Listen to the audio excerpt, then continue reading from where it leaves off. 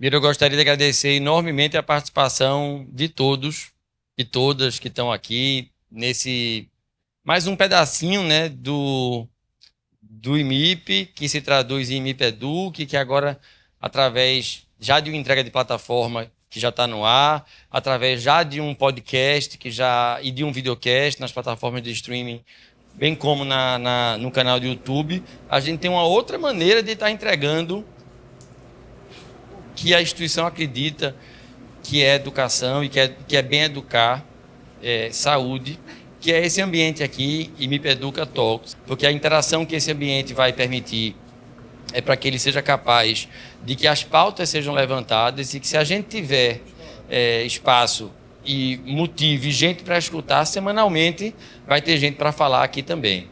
A modalidade do IMIP Educa Talks, ela é inspirada naquelas plataformas que vocês já devem ter visto, né? O famoso TED Talks, que são momentos de conversa, com a diferença de que a gente também vai querer aproveitar esse espaço para que possa permear uma interação entre o público.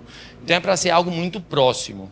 Por mais que a gente diga que a tela às vezes é fria e afasta, e indubitavelmente a gente não tem um contato humano, né, através de tela. Então, hoje, como ideia inicial, é a gente falar sobre um pouco de educação em saúde, para que vocês fiquem cientes de quais são as necessidades que o IMIP tem visto e que oportunidades dessas necessidades estão se abrindo para os profissionais da instituição, para os estudantes que fazem desse hospital uma grande escola. A gente foi muito enriquecido com essa apresentação, com os dados que foram divulgados no começo dessa semana.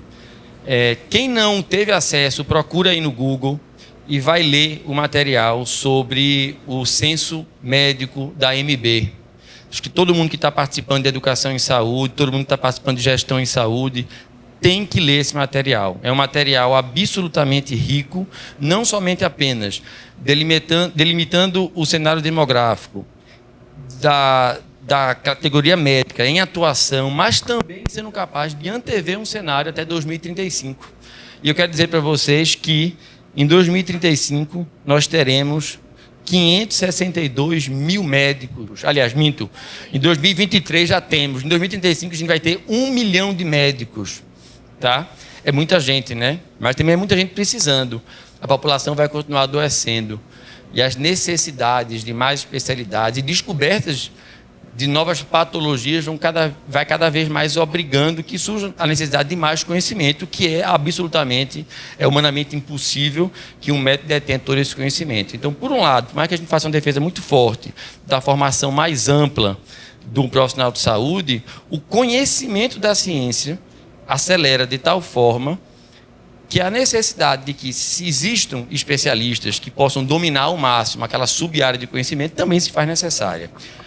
E esse aumento aí de quase 2 vezes do número de médicos no intervalo relativamente curto, em 13 anos, foi muito em cima de uma política que houve de expansão, de aumento de vagas de formação, de graduação em saúde. Política essa que culminou com a suspensão de novas vagas e que, nesse momento, é importante que todos saibam, está se rediscutindo qual vai ser a modalidade de reexpansão. Há um entendimento de que, sim, pela distribuição irregular do profissional de saúde, principalmente do médico, no ambiente, no continente, né, que é o Brasil, há uma necessidade de se discutir a abertura de novas vagas, desde que sejam atreladas à capacidade de fixação desse profissional não mais nos tradicionais rincões onde outrora a densidade médica é maior. A gente está falando de capitais, a gente está falando de região metropolitana.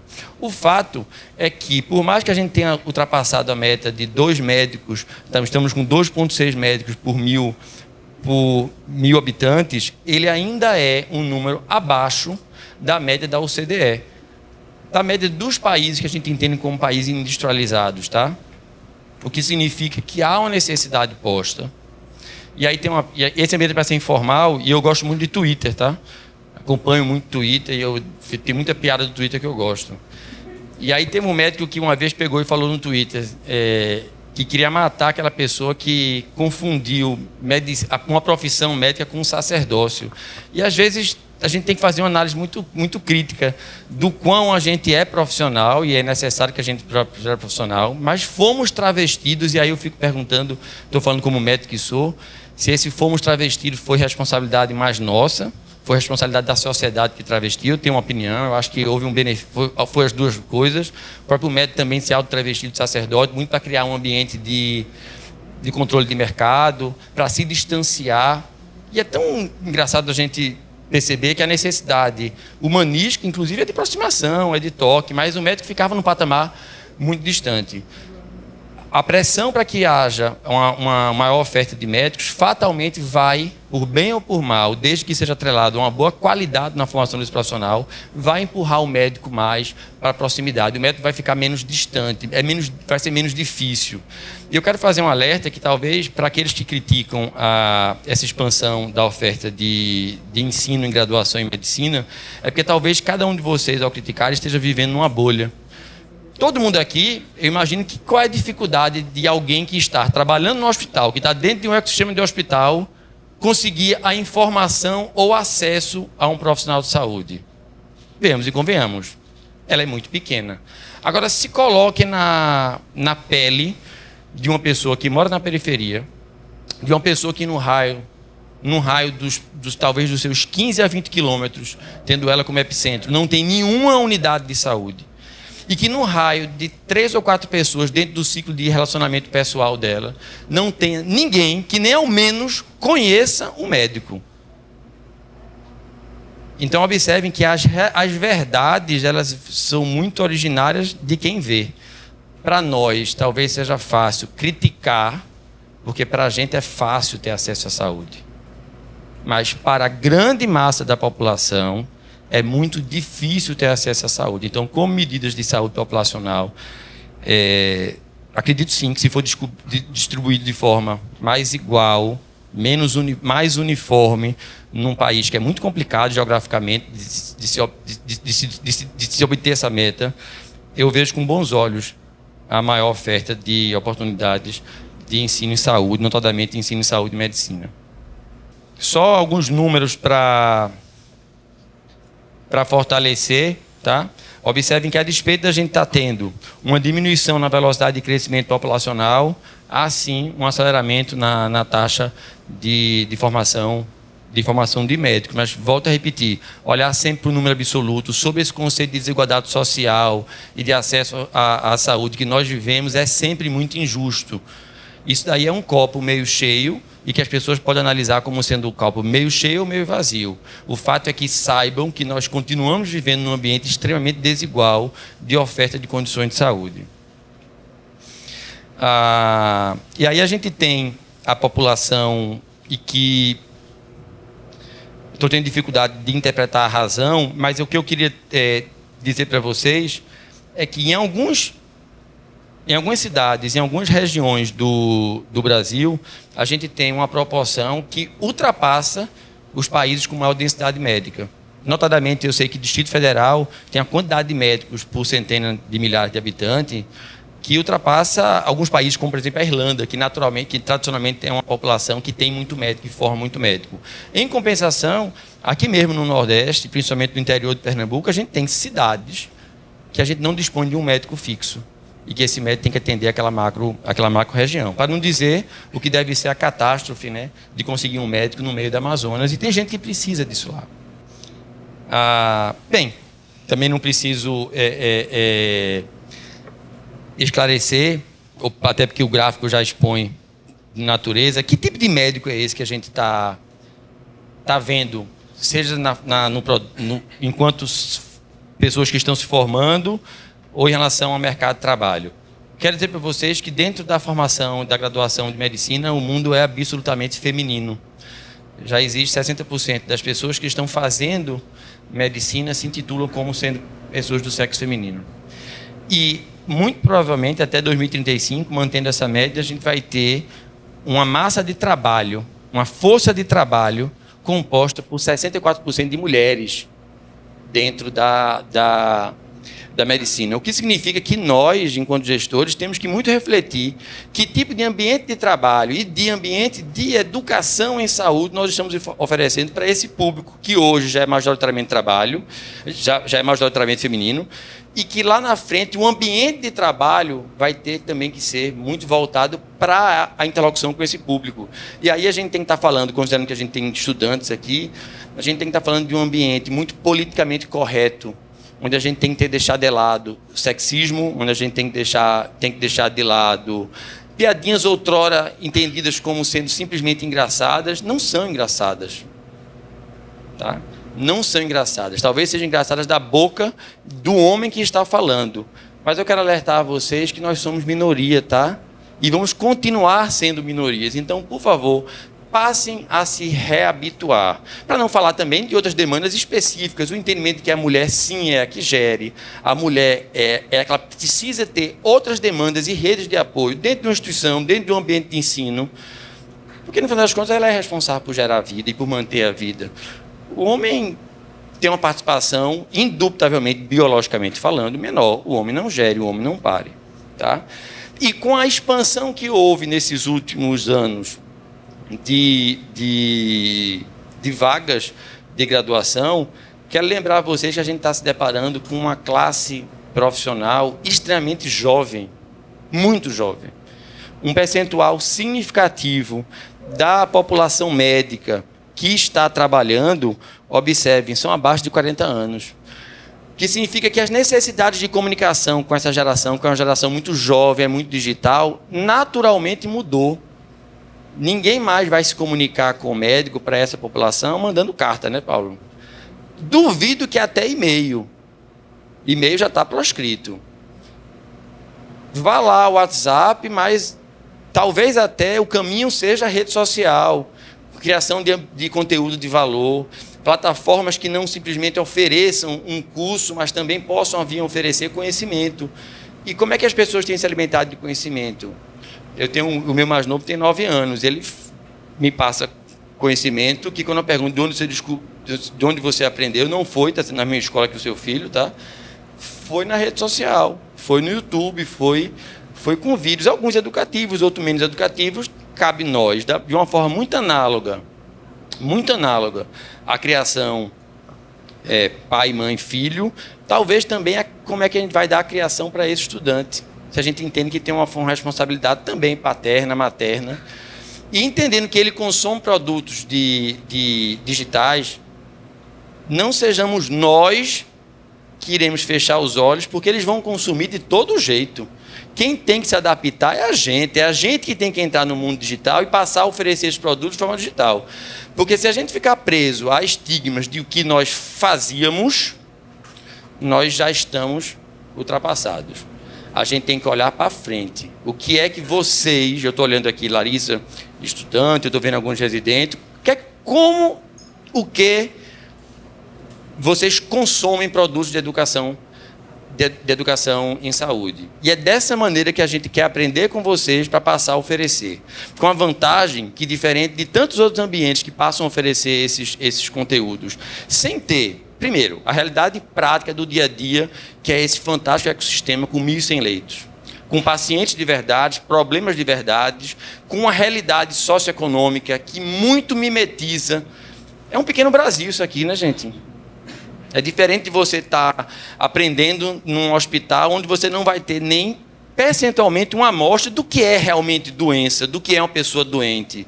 E não é somente a doença biológica, tá? É a doença biopsicossocial. É você saber, antes de dar uma orientação de cuidados de enfermagem, antes de dar uma orientação de cuidados de nutrição, ter muito cuidado com o que você vai pedir, porque muito provavelmente, se você não tiver uma percepção muito mais ampla do ambiente que nós vivemos, vai ser tão frustrante para aquela pessoa receber a orientação de ter que tomar tantas gramas de proteína por dia, ter acesso à atividade física com orientação nutricional e esportiva. Para quem, cara pálida? As pessoas não têm o que comer à noite. Então, essa vivacidade, essa riqueza de informação, aliado a uma necessidade que esse hospital tem de perceber a passar a entregar, sem perder nenhuma atenção ao que a gente já entrega de forma analógica, mas agora envelopar isso num belo produto digital que ultrapasse os muros físicos dessa instituição. Porque é essa faixa aqui, ó. A gente está trabalhando aqui, se a gente fizer um Pareto, 80% pelo menos dos médicos, eles são médicos jovens. Louvável ter aí a classe com os 80 anos, mas eles são a minoria. Então a gente tem que aprender a se comunicar. E eu nasci em 79, Guigui. Tá? Sou da década de 70 ainda. Mas eu posso te garantir que quando a gente vê aqui pessoas... Quem acha assim, quem é mais velho aqui, mas nasceu em 2020. Isso parece que foi ontem, né? Não, já é médico, tá? Já é médico. Formado há bem pouco tempo, mas já é médico. Nasceu em 94, 95, já é médico. Então já nasceu de outra maneira, já nasceu digital. E a gente tem a impressão, não é possível. Esse menino deve estar fazendo o quê? Terceira série? Não, já é médico. Ou médica, olha o meu sexismo aí, a gente tem que se policiar também na linguagem, tá? Então, esse é o público que a gente tem que atacar. É um público feminino, é um público jovem, é um público que consome produtos digitais. E a gente tem que estar nesse, eu ia falar meta, né? Mas não necessariamente no meta, a gente tem que estar no LinkedIn também, a gente tem que estar em outras plataformas, não necessariamente do meta. Bebam dessa fonte, a gente tem um ambiente altamente complexo aqui. Os problemas que vão ser levados e trazidos para a plataforma digital, e muito vão ser traduzidos do que a gente experimenta, do que a gente vivencia no dia a dia aqui dessa instituição. Então são casos complexos, são casos de realidade que mostram esse grande ambiente desigual que nós vivemos. E sim, porque aprender a fazer medicina em Cleveland, onde antes de você imaginar o que você precisa, você já tem. Porque alguém já fala, não, porque você não faz tal exame, tal proteína. Aqui a gente tem que fazer o melhor possível com o que se tem. E muitas vezes o que se tem não é o melhor possível do livro, mas é o melhor possível do que se pode fazer. O que significa que a gente desenvolve outras habilidades, até cognitivas. A gente busca priorizar, a gente busca usar mais medicina baseada em evidência ou prática de assistência baseada em evidência, considerando que há finitude de recursos. E isso vai valer para a tua formação para sempre. A gente infelizmente, a gente vive num ambiente ainda hospitalocêntrico e numa abordagem centrada no médico. Já perceberam isso? É o que o médico quer, não como é que a gente faz para atender o médico. E o paciente que virou, parece que é um instrumento, né, Gi? É um instrumento na mão do médico para atender o médico. Não. E aí, pegando um pouquinho do gancho da interprofissionalidade, e que vai muito em cima disso, né, em busca das habilidades, de desenvolvimento de habilidades de cada vertical que compõe a força de trabalho de saúde, tudo é focado numa coisa, é focado no paciente. E eu queria, então, fazer um apelo para que todos que estivessem aqui entendessem que, em primeira instância e em última instância, o foco são as necessidades do paciente. E que, independente de quem vai oferecer o cuidado, de qualquer categoria profissional, médico, enfermeiro ou enfermeira, fisioterapeuta ou fisioterapeuta, lembre-se que cada um de vocês pode preencher uma necessidade posta pelo paciente. Bem, eu acho que ficou muito claro quais são os principais desafios na educação em saúde. É digitalizar processos, ganhar uma capacidade de se comunicar com um público que está mudando e mudou muito rápido, e a gente fechou o olho. Esse boom de aumento de oferta de educação digital muito se deve ao fato de que grandes instituições, não é só o IMIP, na verdade, quem faz educação em saúde é arraigada talvez por dogmas históricos, sacerdóticos, achavam que não. Eles vão vir a nós. Vamos construir nossas catedrais, vamos construir nossas estruturas de educação em saúde, que eles vão vir. O fato é que eles não vão vir. Alguns vão continuar vindo, obviamente, tão grande como é o IMIP, a gente já dá conta de 3.500 alunos todo ano. Mas o universo que procura educação em saúde é muito maior atualmente. E é um pessoal mais digital. O que significa que há uma necessidade, e aí eu vou usar algumas frases de impacto. Primeiro, a gente sempre fala, né, que o IMIP ele atende o SUS. O IMIP, sim, ele atende o SUS. Mas vocês sabiam que o IMIP ele foi construído e inaugurado 26 anos antes do SUS? O IMIP foi em 1960, começou a funcionar em 1962, a Lei 8080 do SUS foi promulgada na Constituição Cidadã de 88 e só foi operacionalizada em 1990. Então, algumas verdades precisam ser ditas. O IMIP sempre se propôs a atender aquele que mais precise. Existe um instrumento legal, que é uma modalidade de prestação de serviço entre o Estado brasileiro, que é o Sistema Único de Saúde, que é brilhante, que é fantástico, que é algo que o mundo todo deveria replicar da forma que está teoricamente posto na Constituição brasileira. E eu gostaria de fazer essa analogia em relação à educação em saúde. A lei da residência médica, para não falar das residências Unimut, que são muito mais novas, salvo engano, é da década de 70. Eu já fiz uma apresentação com isso, acho que 74. Não é isso? Não sei se tem alguém aqui. Karina está aí, vai me corrigir. 71, mas acertei a década, né? O IMIP já tinha residente desde 66. Então, veja, o primórdio não era... O fato não é o instrumento, e sim o fim. O fim é educar a saúde. A gente já tinha modalidade de residência assim que o hospital surgiu. 4 anos depois que o hospital estava operando, já tinha a residência. A regulamentação disso surgiu em 70, gente. Então, a gente vai esperar que seja regulamentada uma nova forma de educação quando o IMIP sempre foi inovador na maneira de entregar a educação ou de entregar assistência. Muito antes do SUS, fazia SUS aqui, Tereza. Muito antes de residência, já fazia residência aqui. Já fazia ensino em saúde.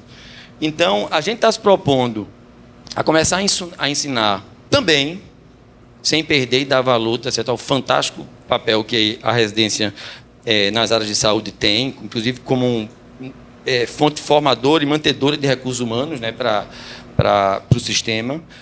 Mas a gente tem que olhar que as demandas aumentaram e o mundo passou e tem passado por uma revolução, indústria 4.0. A gente tem que começar a discutir ChatGPT aqui com mais frequência. E, curiosamente, acho que foi hoje. Alguém me pediram um texto um dia desse. Eu falei, vou colocar no ChatGPT. Se sair alguma coisa boa, eu acho que vai sair algo melhor do que eu seria capaz de escrever. Tá? Então, vamos focar na integração das tecnologias com o uso racional e com a saúde centrada no paciente. E, na medida do possível, mais que se diga que a educação digital ela é muito educação de fast food, vamos tentar fazer diferente aqui no IMIP? Através de um momento como esse, que sim, a gente pode oferecer uma atividade online, assíncrona, com pouca interação, mas com a vantagem, e a grande vantagem de vocês estarem sendo participantes desse processo de evolução digital, é que ao invés de vocês terem certeza que nunca vão ver aquele professor que deu aquela aula sobre eletro, ao consumir um curso da Faculdade de Medicina da Universidade de São Paulo, ou ao consumir um curso sobre endocrinologia do Einstein, ao consumir um curso que o IMPEDUCA vai se propor oferecer, o professor está aqui. E muito provavelmente vai estar aqui mesmo, fisicamente, aproveitando a oportunidade para tirar dúvidas de um curso. Então, a oportunidade de personalizar é brutalmente maior dentro desse ecossistema que está se levantando.